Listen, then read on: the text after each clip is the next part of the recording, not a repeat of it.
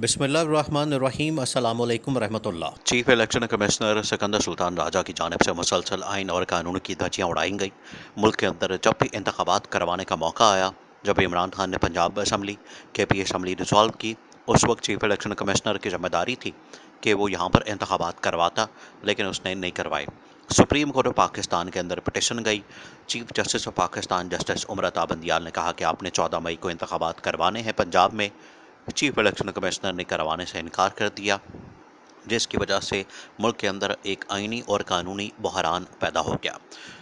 Chief election commissioner एक ऐसा आदमी है जो कि मुसलसल हरधर्मी, मुसलसल नफ़रत और बुग़्ज़ में, इमरान खान की नफ़रत और इमरान खान के बुग़्ज़ में काम करता रहा, और उसकी वजह से सदर आरिफ अलवी को खुद मैदान में आना पड़ा और चीफ इलेक्शन कमिश्नर की ना सिर्फ छुट्टी करवानी पड़ी, बल्कि इसको फारिग कर दिया। अब आपने इस मामले को समझना है। देखें, एक बिल पास किया गया, आर्मी जिस तरह से आर्मी एक्ट पास किया गया, एक बिल पास किया गया, ऑफिशियल सीक्रेट एक्ट के हवाले से एक बिल पास किया गया, बिल्कुल इसी तरीके से एक बिल पास किया गया इलेक्शन कमीशन एक्ट का।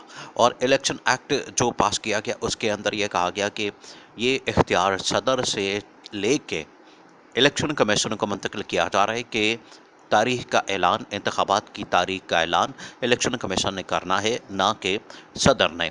ये इख्तियार जब ले लिया गया सदर की जानिब से, इसके ऊपर भी फॉर्जरी की गई। फॉर्जरी से मुराद ये है कि 2 नंबरी की गई। जो इमरान खान कहता था इनके बारे में कि पूरा सिस्टम किस तरह से करप्ट हो चुका है, पूरे सिस्टम के अंदर किस तरह से करप्शन है, पूरे सिस्टम के अंदर किस तरह से लोग 2 नंबरियाँ करते हैं, वो उस बात सही साबित हुई। और सदर ने इस बात के ऊपर मुहर सख्त की उस वक्त जब आर्मी एक्ट और ऑफिशियल सीक्रेट एक्ट के ऊपर सदर ने दस्तखत नहीं किए और नीचे से किसी स्टाफ ने कर दिया। अब सदर ने ये कहा कि ये जो इलेक्शन एक्ट पास किया गया है इसकी कोई हैसियत नहीं, इसकी कानूनी और आइनी हैसियत नहीं। अगर ये पास हो भी गया, मान लेते हैं 1 मिनट के लिए, अगर ये पास हो भी गया है तो इसका मतलब ये है कि इलेक्शन कमीशन इख्तियार इस्तेमाल कर सकता है इंतखाबात की तारीख का, लेकिन इसके साथ साथ सदर से ये इख्तियार नहीं छीना गया, सदर से ये इख्तियार नहीं लिया गया। सदर के पास आज ये पावर मौजूद है, आज भी ये इख्तियार मौजूद है, अथॉरिटी मौजूद है कि वो इलेक्शन की तारीख का ऐलान कर सकता है। देखिए, पाकिस्तान के अंदर इस वक्त जो सियासत हो रही है, अब आप इस बात को समझें। पाकिस्तान के अंदर इस वक्त जितनी सियासत हो रही है वो सारी की सारी इंतखाबात के ऊपर, इलेक्शन के ऊपर घूम रही है। बिलावल भुट्टो की जानिब से इलेक्शन की तारीख के हवाले से बात की गई और उन्होंने कहा कि मुल्क के अंदर इंतखाबात होने चाहिए, 90 रोज़ में इंतखाबात होने चाहिए, और 90 रोज़ से ऊपर जाना ये आइन और कानून की पामाली है, आइन और कानून की धज्जियां उड़ाने के मुतरादिफ है। हम किसी सूरत इस बात को नहीं मानेंगे। अब बिलावल भुट्टो ने ये बात कर दी। अब इसकी मुखालफत में सदर आरिफ अलवी, इसकी मुखालफत में आसिफ अली जरदारी आ गए, और आसिफ अली जरदारी ने कहा कि बिलावल भुट्टो जो बात कर रहा है इसमें हकीकत नहीं। इलेक्शन कमीशन के पास पूरा वक्त है कि वो मर्दमशुमारी करे, हल्का बंदियाँ करे। सीसीआई का जो फैसला है, यानी कि काउंसिल ऑफ कॉमन इंटरेस्ट, मुश्तरका मफादात काउंसिल, जो पाकिस्तान का एक बहुत बड़ा फोरम है, उसका जो फैसला है, और ये फैसला जाते जाते पीडीएम हुकूमत वाले करके गए थे, उनकी जानिब से ये फैसला सिर्फ इस बदनीयती के ऊपर किया गया था कि हमने मुल्क के अंदर इंतखाबात नहीं होने देने। और ये आसिफ अली जरदारी ने कहा कि वो इलेक्शन कमीशन इख्तियार रखता है, पहले मर्दमशुमारी करे, पहले हल्का बंदियाँ करे और उसके बाद इलेक्शन करवाए। अब जैसे ये बात बिलावल भुट्टो को पता चली तो एक सहाफ़ी ने बिलावल भुट्टो से पूछा कि आपके वालिद साहब आसिफ अली जरदारी साहब तो ये फरमा रहे हैं, ये कह रहे हैं कि इलेक्शन कमीशन के पास इख्तियार मौजूद है। तो बिलावल भुट्टो ने कहा कि आइन और कानून के मुताबिक मुझे फ़ैसले करने हैं।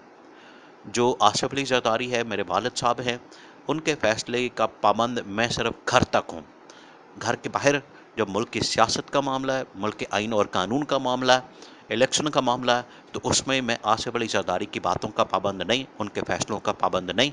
उसमें मैं पाबंद हूँ अपनी सीईसी मीटिंग, यानी कि सेंट्रल एग्जीक्यूटिव कमेटी मीटिंग का और अपनी पार्टी के कारकुनों का, अपनी पार्टी का और आइन और कानून का। तो उसके मुताबिक मैंने बात की है। इस वजह से ये इलेक्शन 90 रोज़ में होने हैं। इसी तरह से पीटीआई की जानिब से 90 रोज़ में इलेक्शन का मुतालबा किया जा रहा है और इनकी जानिब से एक मरतबा नहीं, कई मरतबा ये बात की गई और सुप्रीम कोर्ट ने भी इस हवाले से कहा कि 90 रोज़ में।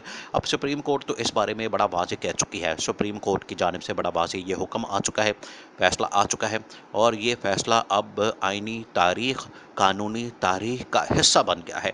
अब इससे कोई इनकार नहीं कर सकता, इसे कोई नहीं मिटा सकता। ये तारीख का हिस्सा बन गया है और ये हिस्सा ये है, फैसला ये है कि 90 रोज़ से आप ऊपर नहीं जा सकते। आपके पास कोई आइनी और कानूनी इस हवाले से इख्तियार नहीं है और आपका फ़र्ज़ है कि आपने 90 रोज़ में इलेक्शन करवाने हैं। और चीफ जस्टिस ने बड़ा तारीखी जुमला कहा था इलेक्शन कमीशन को। ये चीफ इलेक्शन कमिश्नर को एक बड़ा तारीखी जुमला कहा कि इलेक्शन कमीशन सिवाय इलेक्शन के दुनिया के हर काम कर रहा है। अपनी जो इसकी जिम्मेदारी है इलेक्शन करवाना, वो नहीं कर रहे, बाकी दुनिया के सारे काम कर रहे हैं। ये तारीखी जुमला चीफ जस्टिस की जानिब से कहा गया था, जिसकी वजह से सदर आरिफ अलवी बहुत इंतज़ार कर चुके हैं। उनका अब जो सब्र का पैमाना है वो लबरेज हो चुका है, उनका पारा हाई हो चुका है, उनका पारा चढ़ गया और उन्होंने अब इलेक्शन की तारीख का करना है ऐलान, क्योंकि अब इसको मज़ीद डिले नहीं किया जा सकता। इस वजह से पाकिस्तान के अंदर अब सारी जो सियासत हो रही है, निगरान हुकूमत भी इलेक्शन नहीं करवाना चाहती, इस्टेब्लिशमेंट के अंदर भी इसी तरह की कुछ सोच पाई जाती है। इमरान खान पीपल्स पार्टी एक पेज पर आ चुके हैं। नवाज शरीफ बैठा लंदन में इलेक्शन को डिले करना चाहता है ताकि उसके लिए एक एनआरओ, वापसी का रास्ता, ये तमाम चीज़ें निकल सकें और वो चाहता है कि उतनी देर तक इंतखाबात का ऐलान ना हो जितनी देर तक मेरी डिस्क्वालिफिकेशन ख़त्म ना हो, जितनी देर तक मुझे एनआरओ ना मिल जाए। क्योंकि उसके भाई शहबाज शरीफ ने तो एनआरओ ले लिया, नवाज शरीफ फंस गया, तो वो भी नहीं चाहते।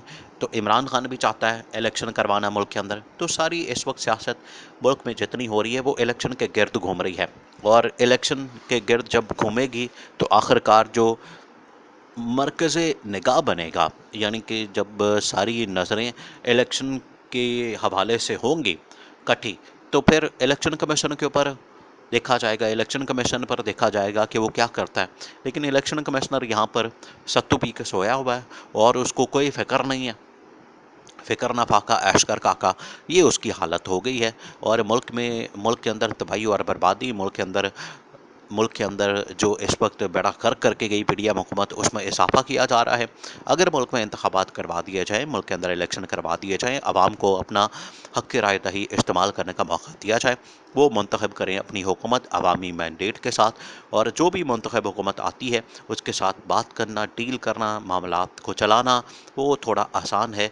वो फिर आके बड़े फ़ैसले कर सकती है, वो महंगाई कंट्रोल कर सकती है, बेरोज़गारी कंट्रोल कर सकती है, मईशत की तबाही को रोक सकती है और मईशत की बहाली के हवाले से इक़दामात कर सकी है। जबकि ये निगरान हुकूमत को फ़ारिग करना और इलेक्शन कमिश्नर को, चीफ इलेक्शन कमिश्नर को फ़ारिग करना सदर के लिए ज़रूरी है।